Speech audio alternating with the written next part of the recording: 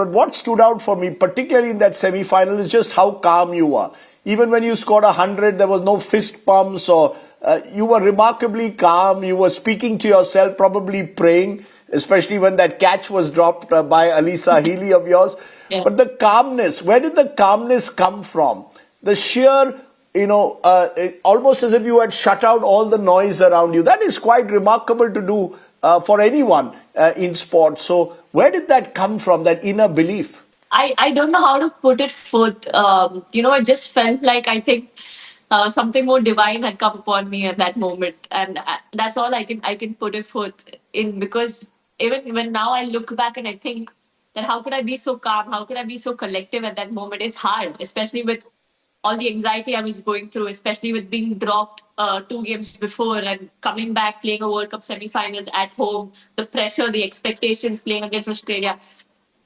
It just felt like, it was just something divine was, his hand was upon me, Jesus' hand was upon me. And when I got that 50 and I got that 100, I knew my job was not done. And me not celebrating was just to tell myself that, Jemmy, the job's not done. India needs to win.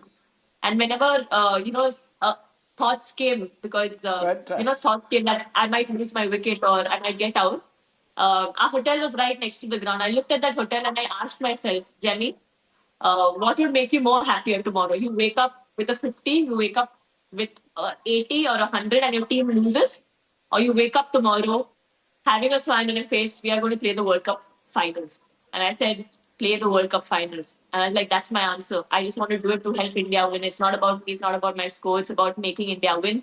And things just fell into place. When you're going through anxiety, sometimes it's way over your head. I try to fight it, I try to control it. It just got worse.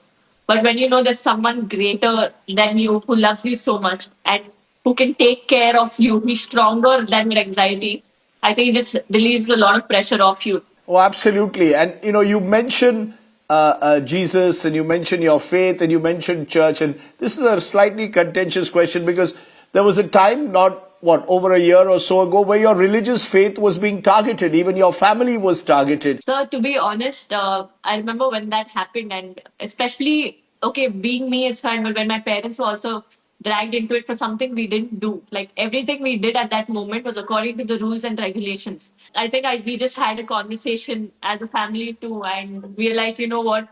This is not our battle to fight. We know our intentions were right. We know we have not done anything wrong. And God is our witness. We have not done anything wrong. So if anything is there, God will fight for us.